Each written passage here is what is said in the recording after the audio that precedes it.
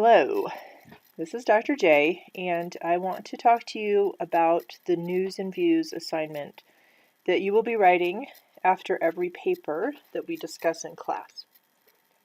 So you can find these instructions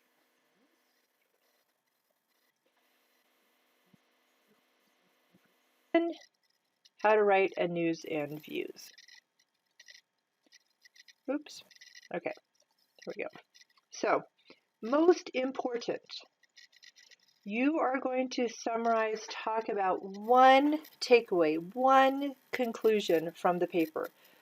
You cannot cover this entire paper in the word limit that you are given. Okay? So you need to stay focused. And this is the reason I have you in your discussion groups post the most important take-home message with data to support it.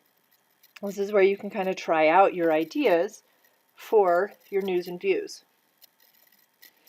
News and Views has a very specific format, so you need to, in order to earn all the points, you need to follow it.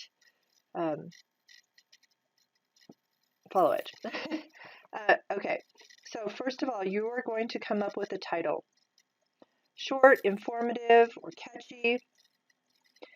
60 characters maximum. Okay, so if you're using Word, you can highlight your title, go to Review, and Word Count, and it tells me that this little title has 34 characters. That's what you're looking up for, characters with spaces. Okay. You can't go beyond 60 or you will lose points. I would suggest you write your title last. Your title should reflect an important message, or again something catchy to get the reader to want to read your paper about the data you're going to talk about, the conclusion you're going to talk about. You will also have a lead. This is like a little mini abstract. So it's 60 words maximum. It should summarize the main points and be interesting to make the reader want to read more. Okay, again, I would write this last. So I want to go read your lead and say, oh, I don't know if I even want to read this paper. It's a way to draw your reader in. Your text. So this is the main body of your paper. Okay. You are limited to 750 words for the text. So the lead and the title do not count, and figure legends do not count towards this word limit. I would say for a good paper, you should be pushing the 750 words. So if you're writing less than 700 words, you have not likely completed the assignment all the way with all the information you need. Okay. You're going to have an introduction that talks about the background, talks about the virus we're talking about, maybe on the paper we're reading. For instance, we're reading about coronavirus, so maybe you talk a little bit about transmission or a zoonotic disease. So you need some background so that the reader knows a little bit about what's going on in this paper. Okay. You're going to write information introducing the data, so introducing how the experiments were done. Not all the details of they used this antibody, that antibody, but maybe they used immunoprecipitation to look at protein-protein interactions. Okay, so I'm here. You need to explain the experiments you are showing and the figures in the main text, okay? So someone who has not read this paper can follow what's happening. So you need to have details, you need to have enough background information. The data you're choosing is the data that best illustrates your main point, and you're going to be showing that data with figures from this actual paper. And I'll talk about that in a second. you're going to write a descriptive figure legend. So if you look at figure legend format, you write figure 1, you're always going to have figure 1. Even if you decide to use figure 6 or 7 or 5 or 4 from the paper, it is your figure 1. You put in a descriptive title summarizing the take-home message from the figure. Then you have some sentences explaining the data for each part if you have multiple parts. If there's multiple parts to your figure, make sure you've got A and B and C labeled as the panels so that you can direct the reader up here in your text as to which data to look at. Talk about everything in that figure. So if there's arrows in the figure, you need to explain what those are. If there's colors in the figure, you need to explain what those are. The figure is what I say up here is should stand alone. So what I actually do is I go and I read your figure legends and look at your figure first before I look at any of the paper. And if I can't understand what's happening in that, you're not going to get full points for those figures and figure legends.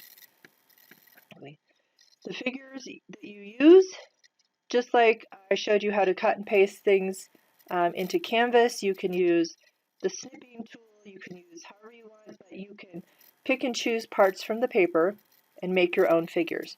So if you say, like panel A of figure 2 and panel 3 of figure 3, panel C of figure 3, and you want to combine those together, that's absolutely fine.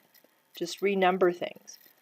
It's pretty easy to do it in PowerPoint. You can add numbers, you can crop things, however you want to do it. I do stuff in PowerPoint and then I group it and copy and paste that into my Word document.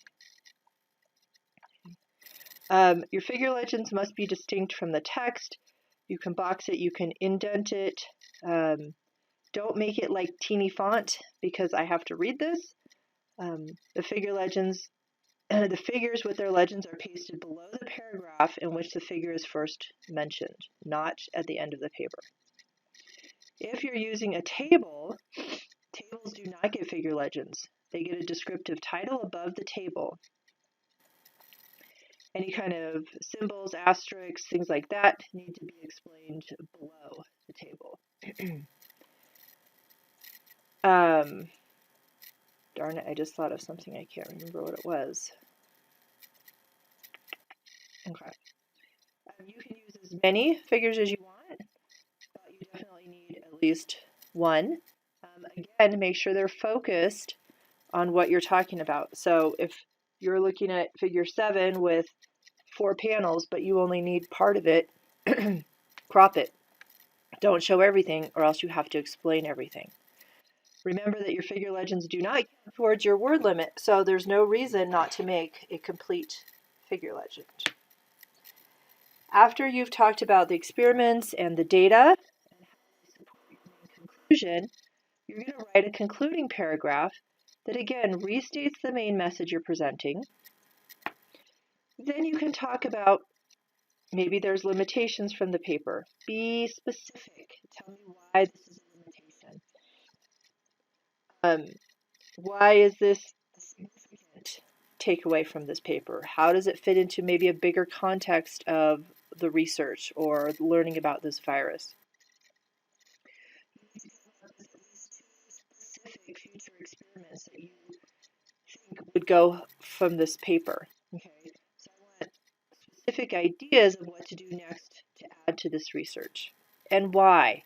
I need to see your thought process. So don't say, I think they should design, well, don't use first person at all, but designing a vaccine would be the next step. Well, why and how and what from the paper makes you think they're ready to design a vaccine? Oh, that's what I remembered.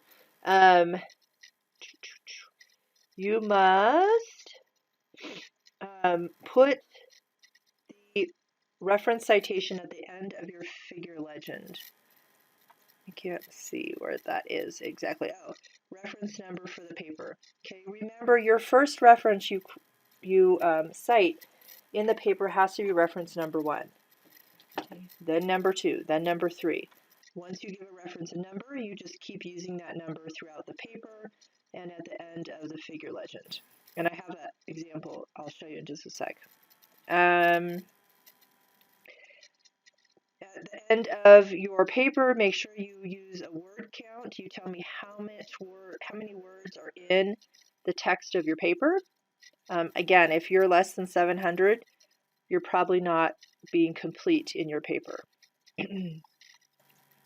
References need to be cited in text with a complete reference at the end. I have how to properly cite for this class up in the important stuff module. I give you a checklist for your figures. This is the grading rubric that I'll be using. So I grade your title on the length and the format, and is it informative or catchy? The lead, the text, the data, that should just say conclusions. Figures, references, and then kind of the mechanics. So, an example for the format. Learning medical microbiology will change your life. Okay, here's my lead.